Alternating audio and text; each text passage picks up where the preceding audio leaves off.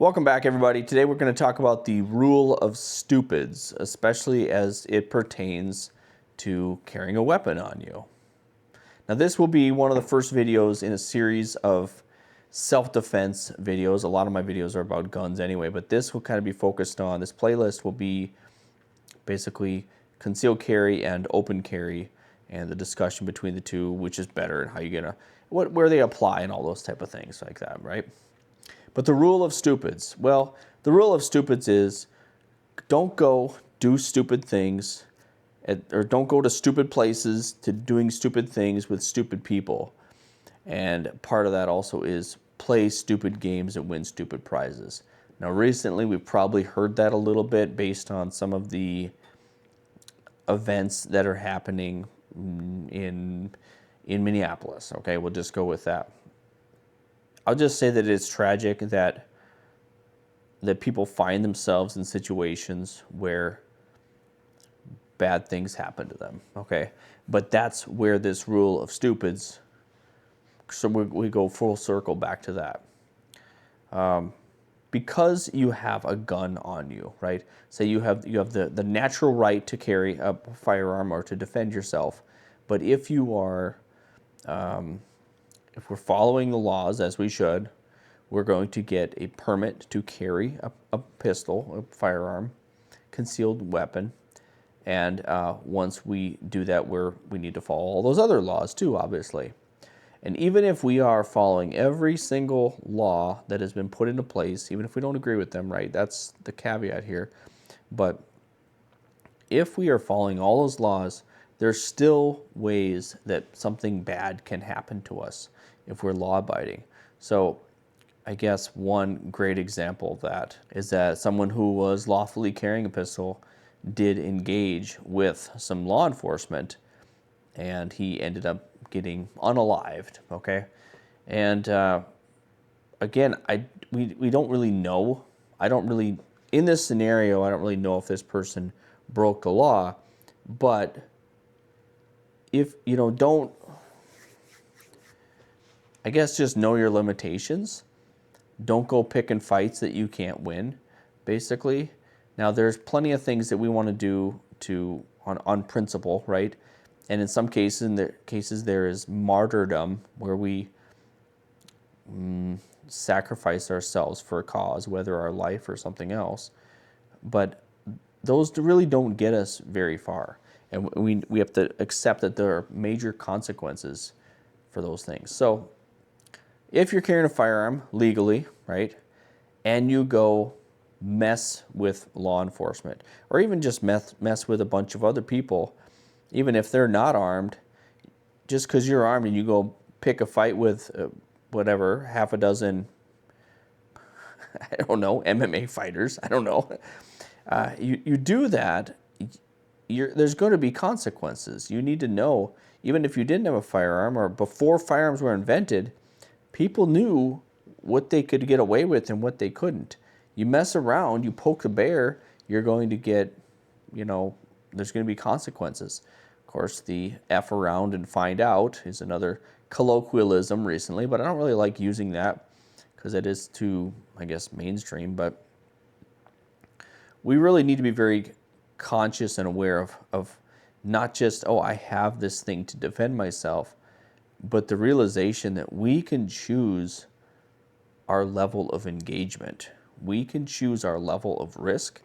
Sometimes we can't, but usually, if we're going to go out in public, there's a reason for it.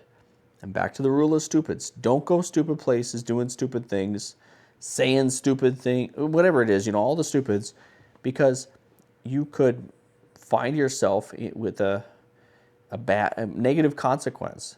Don't mess with people, right? FAFO.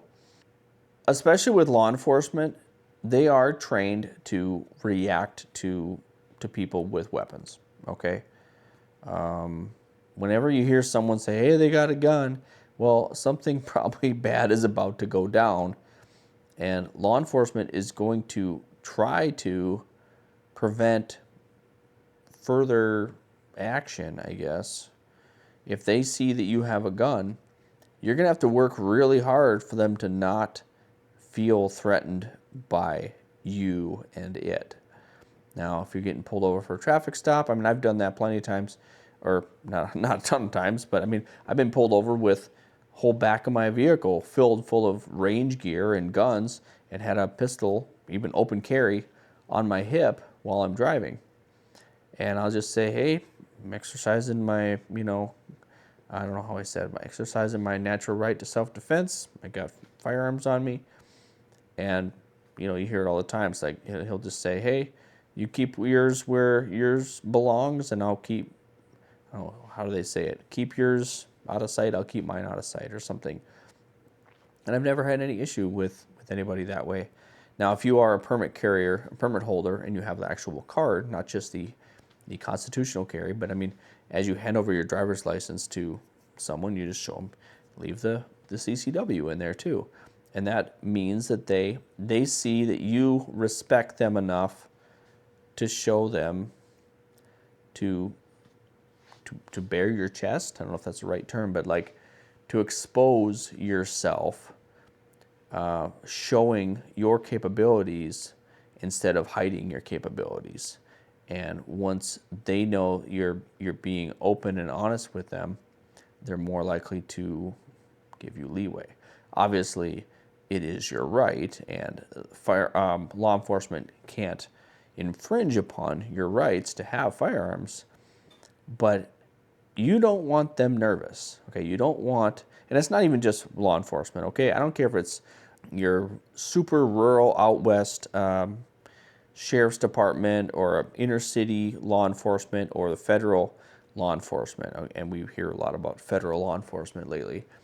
Don't make them nervous. Don't give them a reason to doubt you, a reason for them to question your intent. Now, I do have a lot of issues on principle about the presumption the general populace and law enforcement have that if someone has a firearm out, exposed in their hands or something, that they are going to do something bad with it. Or especially if it's just on their hip or slung up or in their vehicle or something. I should be able to have that gun out, but I also really understand that law enforcement deals with bad people trying to do them harm all the time, or at least people that don't like them. It does make sense for them to figuratively push you to disarm yourself at the time. But I, on principle, I just feel kind of icky about it, for lack of a better term. Anyway, I'd say that's probably about it for today. I just wanted to start one of these videos about concealed carry, open carry. We're going to have a series on these going forward, but I hope that this will be a little bit entertaining and a little bit helpful to those of you who just haven't thought that much about it yet. So, all right, that's it for now.